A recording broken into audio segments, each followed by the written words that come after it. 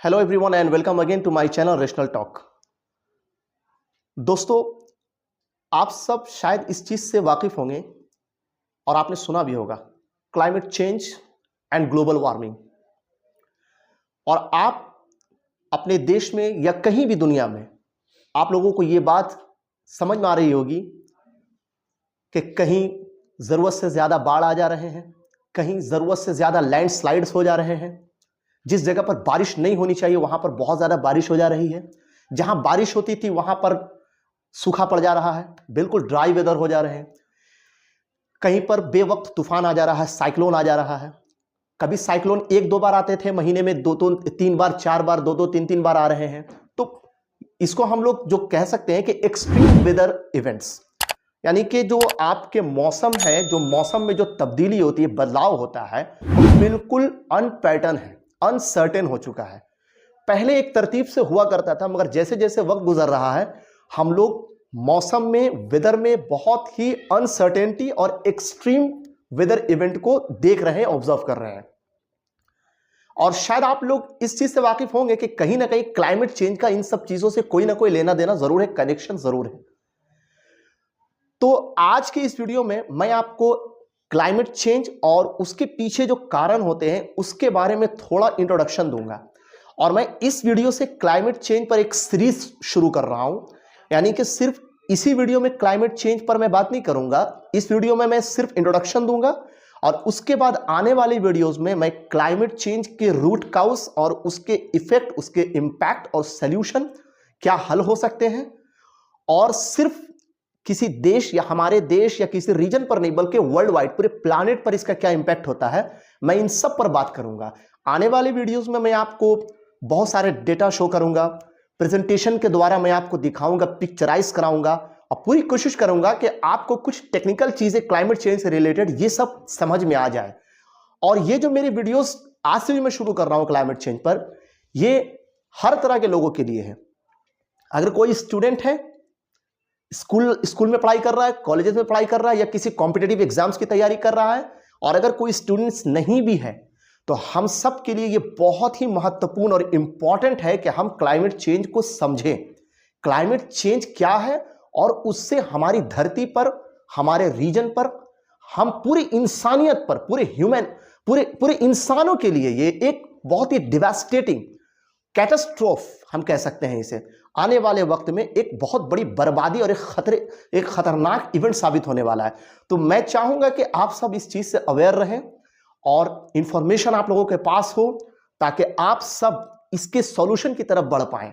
न सिर्फ हम सब बल्कि जितने भी लोकल ऑर्गेनाइजेशंस हैं, गवर्नमेंट हो या नॉन गवर्नमेंट ऑर्गेनाइजेशन हो, सिविल सोसाइटी हो या आम पब्लिक हो, हम सब इन क्लाइमेट चेंज को समझकर इससे लड़ने के लिए, हम लड़ना तो नहीं कह सकते, बट इससे टैकल करने के लिए, इससे अपने आप को एडेप्ट करने के लिए क्या कर सकते हैं, ये सब चीजें आपको समझ में आ रही है।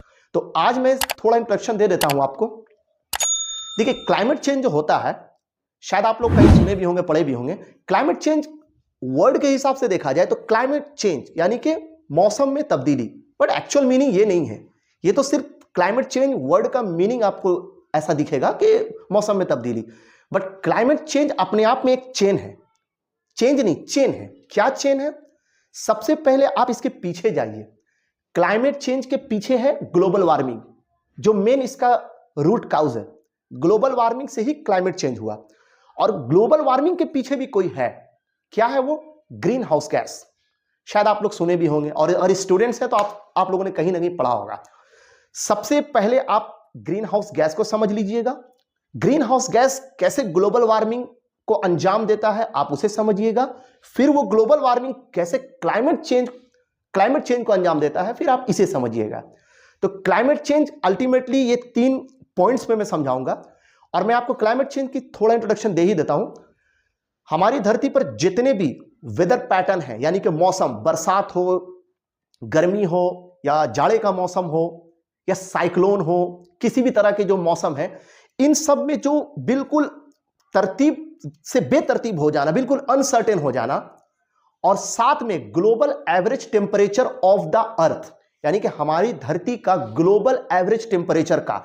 और धरती में 2 पार्ट होते हैं, आप सबको पता है, एक समुद्र समुद्र के पार्ट जो हो गए यानी ओशन और सी पानी वाला हिस्सा, और एक हमारी धरती कॉन्टिनेंट जिस पर हम सब रहते हैं। तो सी सरफेस और लैंड सरफेस, इन दोनों के एटमॉस्फेयर में जो एवरेज जो टेम्परेचर होता है उसमें तब्दीली आना, खासकर इंक्रीज होना, बढ़ जाना, यही एक्चुअल में क्लाइमेट चेंज को अंजाम देता है और एक्चुअल में यही ग्लोबल वार्मिंग है। इसका एक प्रॉपर कैलकुलेशन होता है कि हम एवरेज टेम्परेचर ऑफ द अर्थ कैसे कैलकुलेट करेंगे, जो मैं आपको आने वाले वीडियोस में जरूर बताऊंगा।